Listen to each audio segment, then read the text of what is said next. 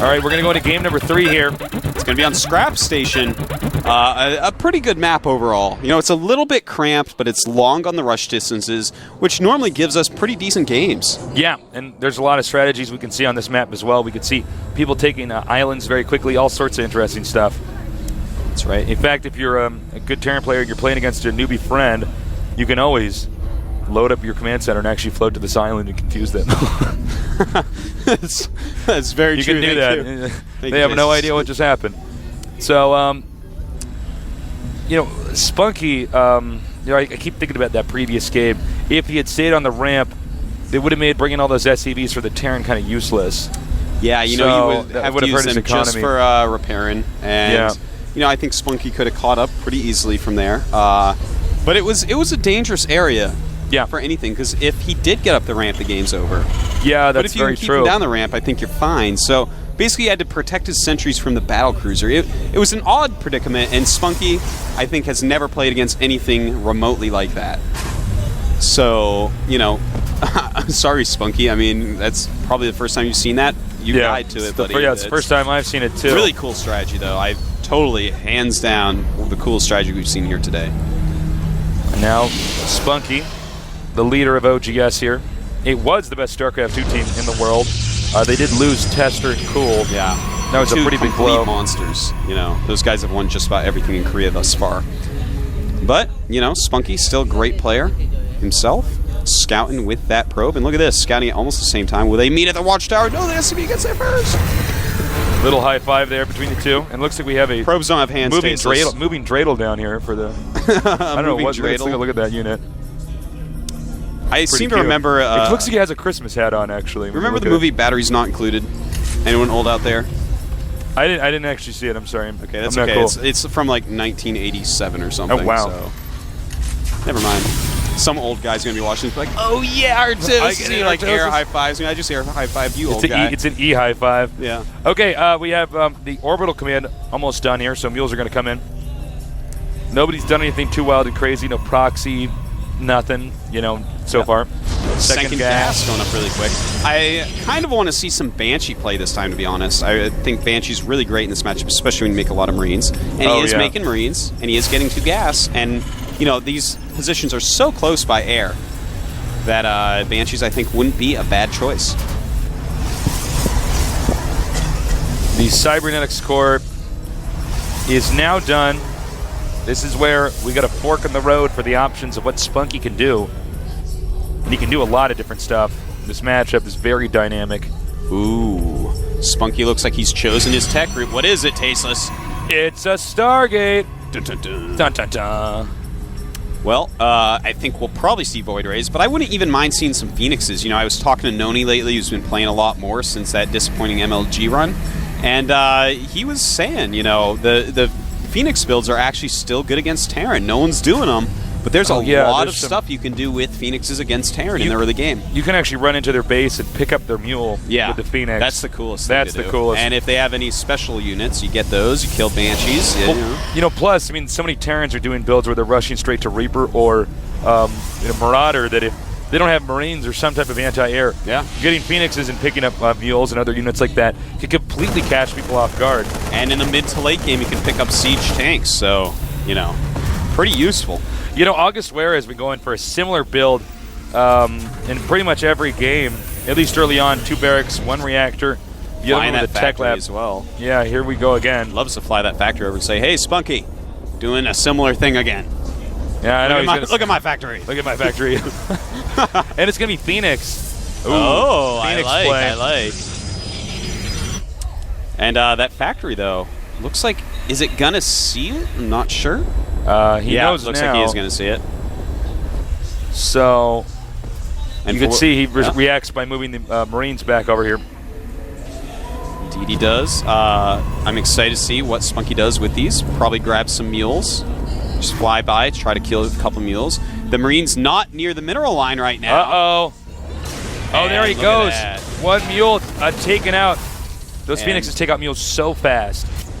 And look at that. I actually really like what we just saw. As soon as he saw those, he dropped additional supplies on a depot.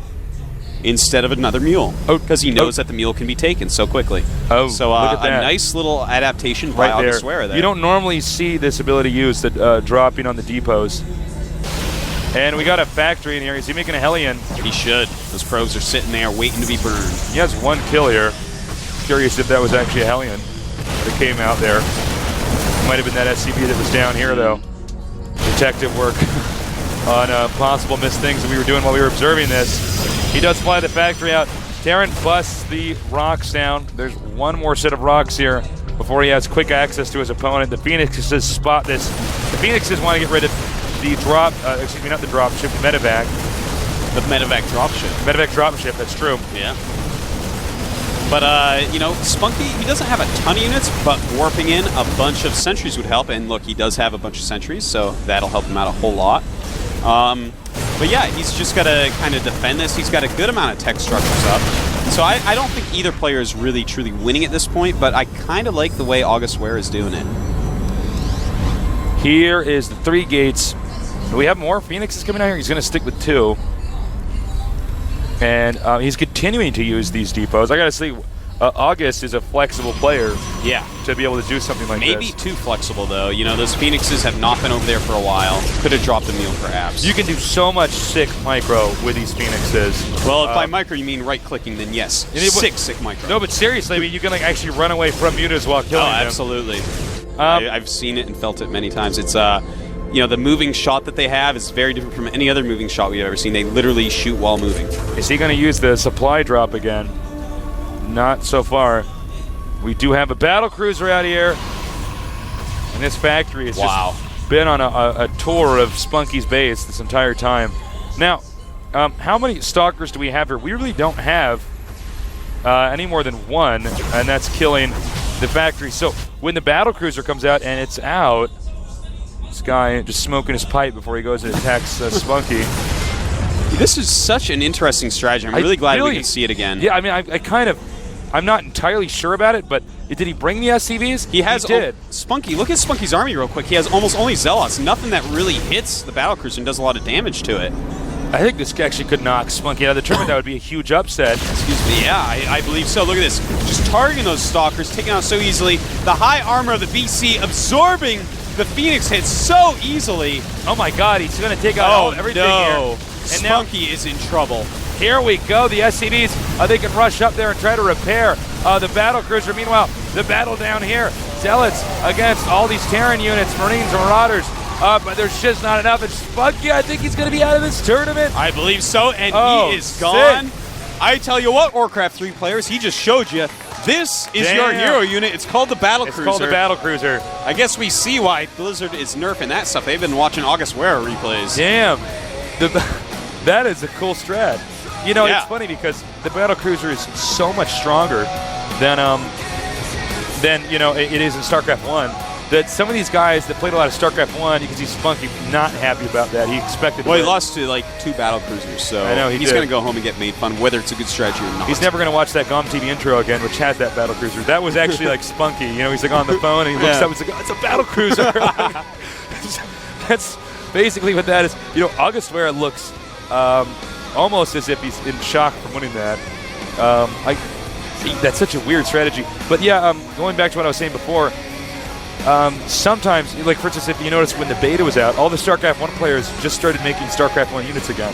Yeah. They didn't get the Roaches quickly. They didn't make a battlecruiser as quickly because they were programmed to think over the last 11 years that unit is just not as good. But in fact, the battlecruiser can tank so much damage. Yeah, and it does so much. Its air-to-ground damage is sick, only rivaled by the Banshee. You know, it's just absolutely insane. And, I mean, Blizzard is releasing a patch soon that is actually going to nerf that damage. Really? So, yeah. I didn't know that, actually. That's actually part of the patch coming up. A lot of people are like, why are you nerfing the battlecruiser? They're like, no, we need to, believe me. I think that's why. And I think it may have something to do with August-Wera. Well, it's funny because if Protoss doesn't have the right unit combination, you just cannot stop that. Yeah, he was a very anti-ground unit combination there. He was ready for Marines and Marauders. Yeah. But it's definitely not for a battlecruiser. I know what I'm going to do when I go home. I'm going to run home. I'm going to run home, get in the taxi, and be like, go, get home before the patch comes out. Get my ladder rank a little bit higher doing that strategy. That was cool. That was really cool. I enjoyed that thoroughly. That was I love seeing the battle cruiser. I almost want to go start playing TVP now. Yeah, I love seeing strategies like that. Normally we see like the Thor rush with the SCVs coming out. So, wow. We're going to be back in a minute here, guys. Time for another bathroom break. Grab another bucket of popcorn. We'll be back in 5 minutes.